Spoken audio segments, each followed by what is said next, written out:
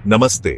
मेरी सेलेस्टे एक रहस्यमयी जहाज की कहानी है जिसने सदियों से लोगों की कल्पनाओं को उकसाया है। यह एक ऐसा समुद्री रहस्य है जिसका कोई संतोषजनक उत्तर आज तक नहीं मिल पाया है।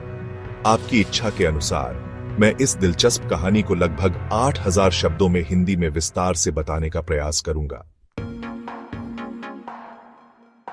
मेरी सेलेस्टे मूल रूप से अमेज़न नामक एक ब्रिगेंटाइन रिग्ड व्यापारी जहाज था। इसका निर्माण 1861 में नोवा स्कोटिया, कनाडा में हुआ था। यह जहाज अपनी अपेक्षाकृत छोटी आकार और मजबूत निर्माण के लिए जाना जाता था। इसका वजन लगभग 282 टन था और यह 2 मस्तूलों वाला जहाज था, जो इसे पाल और हवा की शक्ति का उपयोग करके कुशलता से चलने में सक्षम बनाता था। 7 नवंबर 1872 को मेरी सेलेस्टे न्यूयॉर्क शहर से जेनुआ, इटली के लिए रवाना हुई। जहाज पर कैप्टन बेंजामिन ब्रिग्स, उनकी पत्नी सारा एलिजाबेथ ब्रिग्स, उनकी 2 वर्षीय बेटी सोफिया मैथिल्डा ब्रिग्स और चालक दल के 7 सदस्य सवार थे। कैप्टन ब्रिग्स एक अनुभवी और सम्मानित नाविक थे और उन्हें एक सावधानी पूर्वक और सक्षम व्यक्ति के रूप में जाना जाता था। चालक दल भी अनुभवी नाविकों का समूह था। जहाज पर शराब के 1701 बैरल का माल लदा हुआ था।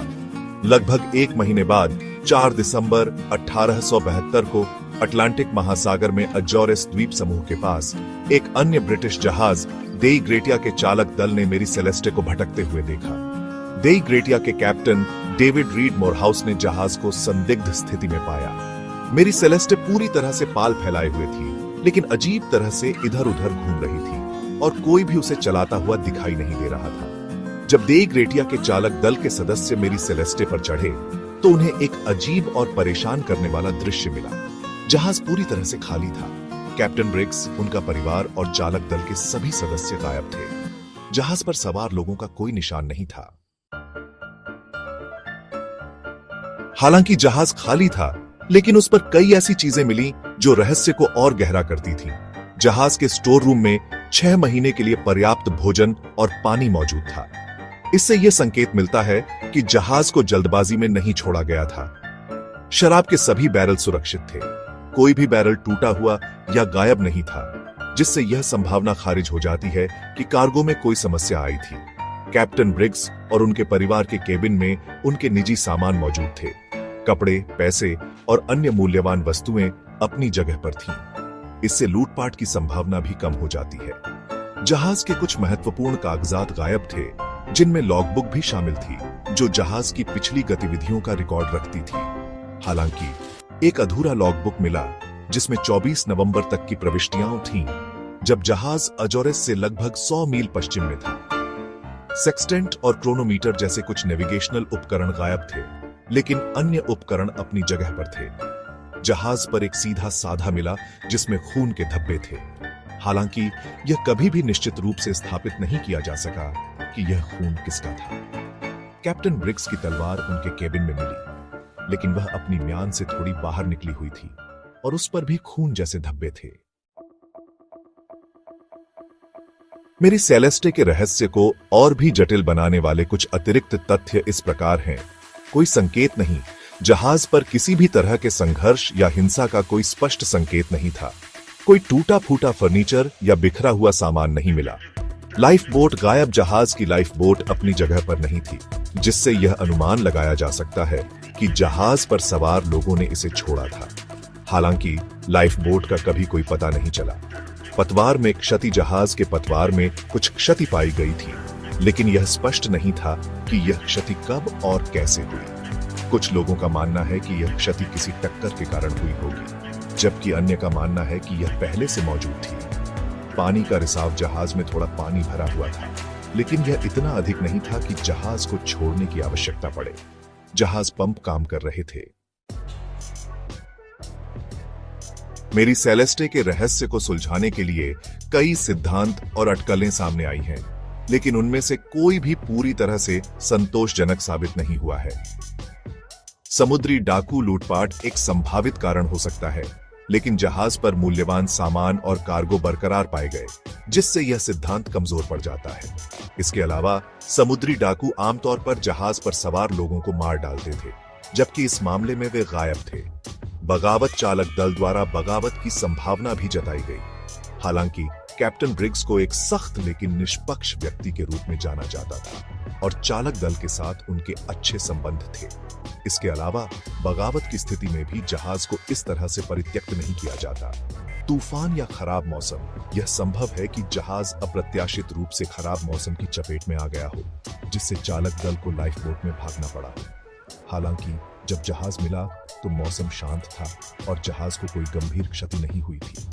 कार्गो में समस्या, कुछ लोगों का मानना है कि शराब के बैरल से निकलने वाली जहरीली भाप के कारण चालक दल बेहोश हो गया होगा, जिससे उन्हें जहाज छोड़ने के लिए मजबूर होना पड़ा। हालांकि इस सिद्धांत का कोई वैज्ञानिक प्रमाण नहीं है। समुद्री राक्षस या अलौकिक घटनाएं, कुछ लोगों ने समुद्री राक्षसों या अलौकिक शक्तियों को चालक दल के गायब होने के लिए जिम्मेदार ठहराया है।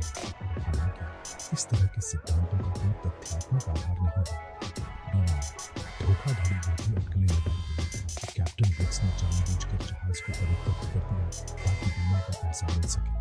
हालांकि कैप्टन ब्रिग्स एक ईमानदार व्यक्ति के रूप में जाना जाता है और इस तरह की योजना को अंजाम देना बहुत जोखिम भरा होता है।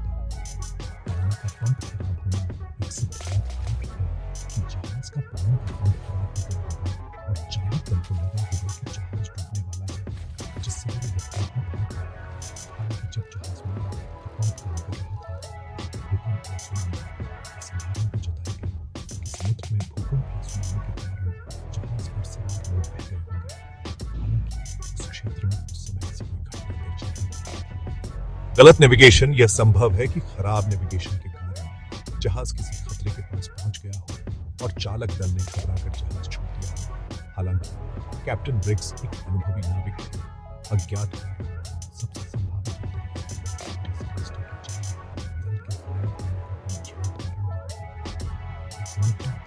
सबसे बड़े अनसुलझे रहस्यों में से एक बना हुआ है। मेरी सेलेस्टे की खोज के बाद जिब्राल्टर में एक औपचारिक जांच शुरू की गई। जांच में जहाज की स्थिति, कार्गो और मिली हुई चीजों की सावधानी पूर्वक जांच की गई। हालांकि जांचकर्ता चालक दल के गायब होने का कोई संतोषजनक कारण नहीं खोज पाए। जांच के निष्कर्ष अनिर्णायक रहे और रहस्य बरकरार रहा। जांच के दौरान कई अजीबोगरीब गवाहियां और अटकलें सामने आईं, लेकिन कोई भी ठोस सबूत प्रदान नहीं कर सका। जहाज को बाद में मरम्मत किया गया और कई अलग अलग मालिकों के हाथों बिका।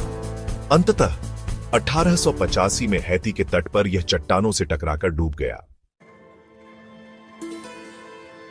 मेरी सेलेस्टे की रहस्यमय कहानी ने सदियों से लेखकों, फिल्म निर्माताओं और कलाकारों को प्रेरित किया है।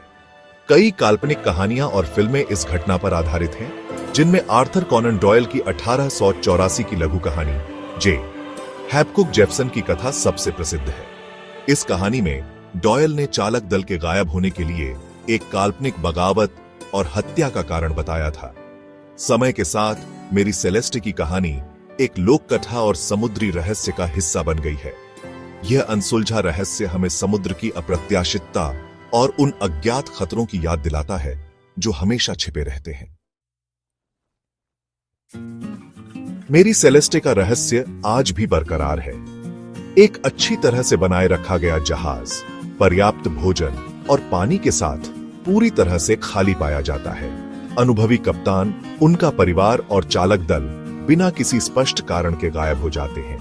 कोई संघर्ष का संकेत नहीं, कोई प्राकृतिक आपदा का तत्काल खतरा नहीं। फिर भी जहाज पर कोई नहीं था। कई सिद्धांतों को प्रस्तावित किया गया है, लेकिन कोई भी पूरी तरह से संतोषजनक उत्तर प्रदान नहीं करता है।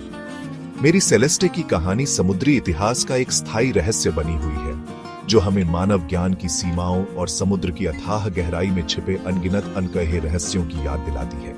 ये एक ऐसी कहानी है जो पीढ़ियों को मोहित करती रहेगी, हमारी कल्पनाओं को चुनौती देती रहेगी और हमें यह सोचने पर मजबूर करती रहेगी कि उस दुर्भाग्यपूर्ण यात्रा पर वास्तव में क्या हुआ था।